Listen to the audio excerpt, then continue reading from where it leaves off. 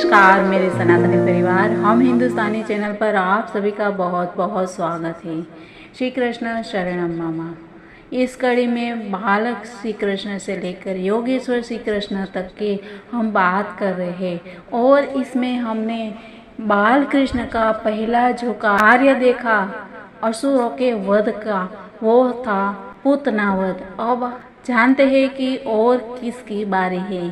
तो देर न करते हुए मित्रों, आप अगर नए हैं तो हम हिंदुस्तानी चैनल को सब्सक्राइब जरूर कर दीजिएगा और हाँ, वीडियो पसंद आए तो लाइक और शेयर भी कर दीजिएगा।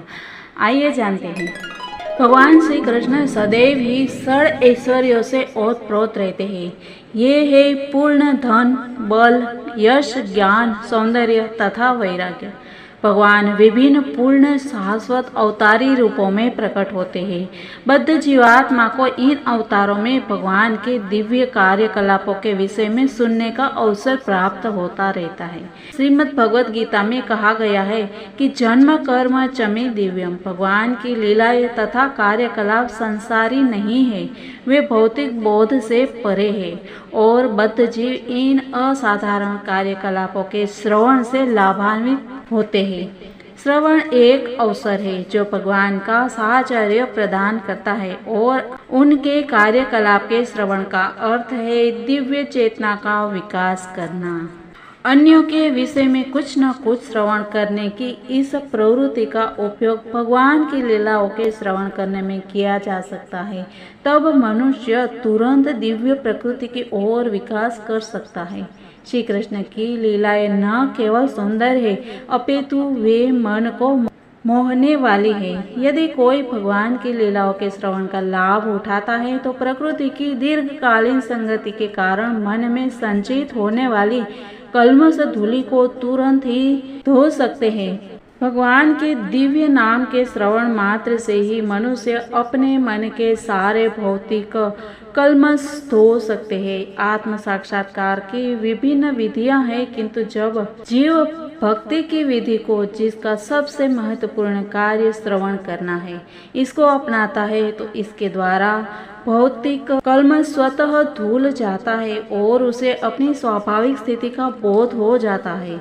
और महाराज परीक्षित ने व्यवहारिक अनुभव से यह निर्देश किया है कि प्रत्येक व्यक्ति को भगवान की दिव्य लीलाओं का सुनने का प्रयास जरूर करना चाहिए। भगवान अपने अहेतुक कृपावश इस भौतिक जगत में अवतरित होते हैं और सामान्य पुरुष की भांति अपने कार्यकलापों का प्रदर्शन करते हैं।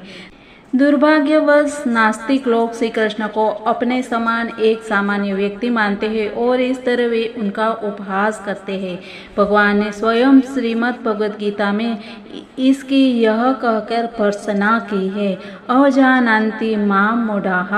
मूढ़ या पाखंडी श्री कृष्ण को सामान्य व्यक्ति या मानव समझते हैं और उन्हें श्री भगवान के रूप में स्वीकार नहीं कर पाते। कभी कभी ऐसे भाग्यहीन मनुष्य बिना किसी शास्त्रीय प्रमाण के अपने आप को श्री कृष्ण का अवतार भी घोषित कर देते हैं। भागवत में यह 10वें स्कंद का 7वां अध्याय है और इसमें आता है कि जब श्री कृष्ण और थोड़े बड़े हुए तो वे पलटने लगे। अब वे पीठ के ही बल नहीं लेटे रहते थे। यशोदा तथा नंद महाराज ने दूसरा उत्सव अर्थात श्री कृष्ण की पहली वर्षगांठ मनाई। उन्होंने श्री कृष्ण जन्म दिवस उत्सव का आयोजन किया, जो आज भी वैदिक सिद्धांतों के अनुयायियों द्वारा मनाया जाता है। सारे ग्वाल ग्वालिनियों इस हर्ष उत्सव में भाग लेने के लिए आमंत्रित किए गए। सुंदर वाद्य वृंद बज रहा था, जिसे सुनकर एकत्रित लोग आनंदित हो रहे थे। सारे विद्वान ब्राह्मणों को आमंत्रण दिया था और उन सबों ने आकर श्री कृष्ण के मंगल के लिए वैदिक स्तुतियों का उच्चारण किया। स्तुतियों के उच्चारण तथा वाद्यों के बजते समय यशोदा माता ने श्री कृष्ण को स्नान कराया। यह स्नान क्रिया अभिषेक कहलाती है और आज भी इसे वृंदावन के सारे मंदिरों में जन्माष्टमी दिवस के रूप में संपन्न किया जाता है। इस अवसर पर माता यशोदा ने अन्नदान तथा स्वर्णभूषणों से सज्जित उत्तम गाय तैयार की गई। यशोदा ने स्नान करके सुंदर वस्त्र धारण किए और वे भली भांति नहलाए तथा सज्जित बालक कृष्ण को अपनी गोद में लेकर ब्राह्मणों द्वारा उच्चारित वैदिक स्तुतियां सुनने के लिए बैठ गई।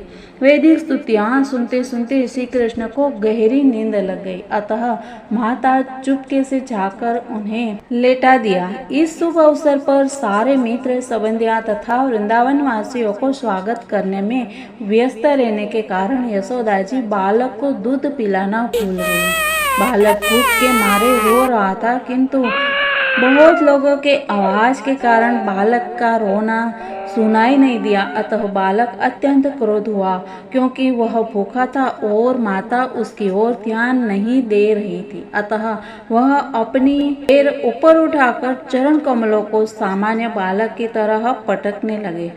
बालक कृष्ण को एक बैलगाड़ी के नीचे रखा गया था और जब वे अपने पांव पटक रहे थे तो अकस्मात उनका पांव वह बैलगाड़ी के पहिए से छू गया, जिससे वह बैलगाड़ी चूर चूर हो गई। इस बैलगाड़ी पर अनेक प्रकार के पात्र तथा पीतल तथा अन्य धातुओं की बनी थालियां भी रखी थी। वे सब धड़ाम से नीचे गिर गई और पहिया धुरे से निकल गया।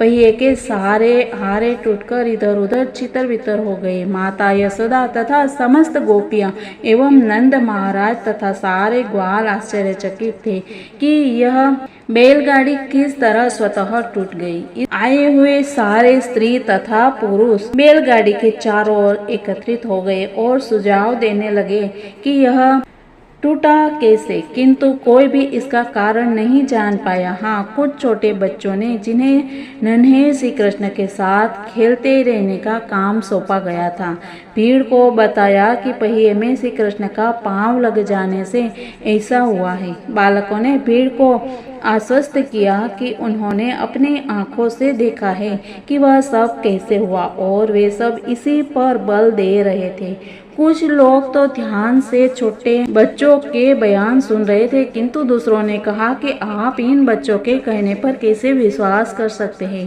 ग्वाले तथा ग्वाली ने यह जान पाए कि सर्वशक्तिमान भगवान वहां बाल रूप में लेटे हुए थे और वे कुछ भी करने में समर्थ थे। संभव तथा असंभव दोनों ही उनके वश में थे। जब इस तरह विवाद चल रहा था तो बाल कृष्ण रो पड़े। माता यशोदा ने बिना प्रतिवाद के बालक को अपने गोद में उठा लिया और भूत प्रेत दूर करने के लिए वैदिक स्तुतियों का उच्चारण कराने के लिए विद्वान ब्राह्मणों को बुलाया। साथ ही वे बच्चे को दूध भी पिलाती रही।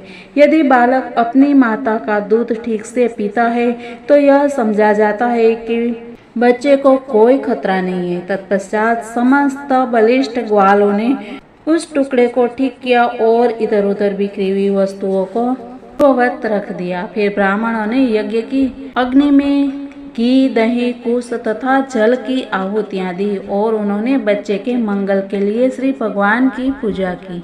वहां पर उपस्थित सारे ब्राह्मण सुपात्र थे, क्योंकि वे ईर्ष्याहीन थे। उन्होंने कभी असत्य भाषण नहीं किया था। वे घमंडी नहीं थे। वे सबके सब अहिंसावादी एवं प्रामाणिक थे। अतः ऐसा कोई कारण न था कि उनके आशीर्वाद व्यर्थ जाए। सुपात्र ब्राह्मणों के दृढ़ विश्वास के साथ नंद महाराज ने अपने पुत्र को गोद में लेकर विविध औषधियों से मिश्रित जल के द्वारा उसे स्नान कराया और ब्राह्मणों ने ऋक, यजुर तथा साम वेदों की स्तुतियां भी पढ़ी। कहा जाता है कि जब तक ब्राह्मण योग्य न हो तब तक उसे वेदों के मंत्र नहीं पढ़ने चाहिए। यहाँ पर इसका प्रत्यक्ष प्रमाण है कि वे ब्राह्मण समस्त ब्राह्मण लक्षणों से संपन्न थे। ये भागवत में लिखा हुआ है। नंद महाराज को भी उन पर पूर्ण श्रद्धा थी। फलतः उन्हें वैदिक मंत्रोच्चार द्वारा अनुष्ठान करने की अनुमति प्रदान की गई। यद्यपि विभिन्न कार्यों के लिए भिन्न भिन्न प्रकार के यज्ञों का विधान है, किंतु सारे मंत्रों का उच्चारण सुपात्र ब्राह्मण द्वारा ही होना चाहिए। चूँकि इस कलिकाल में ऐसे सुपात्र ब्राह्मण उपलब्ध नहीं है, अतः इस युग के लिए केवल एक ही यज्ञ है और वह है संकीर्तन यज्ञ, अर्थात नाम संकीर्तन। जब ब्राह्मणों ने वैदिक स्तुतियों का उच्चारण किया और दूसरी बार विधि विधान संपन्न कराया तो नंद महाराज ने पुनः उन्हें प्रभुत्व अन्न तथा गायें दान दी गई सारी गायें सुनहरे गोटों वाले वस्त्रों से आभूषित थी।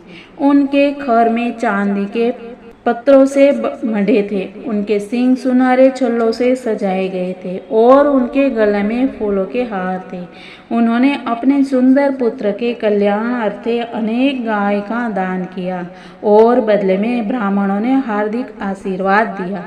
ब्राह्मणों द्वारा प्रदत्त ये आशीर्वाद कभी निष्फल नहीं हो सकते हैं।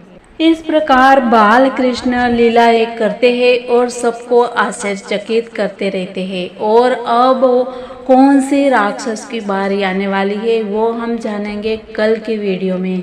तब तक के लिए मित्रों, आप सब इसका लाभ उठाए, सुनते रहिए और सुनाते रहिए। मिलते हैं कल। सबको जय हिंद, वंदे मातरम, भारत माता की जय।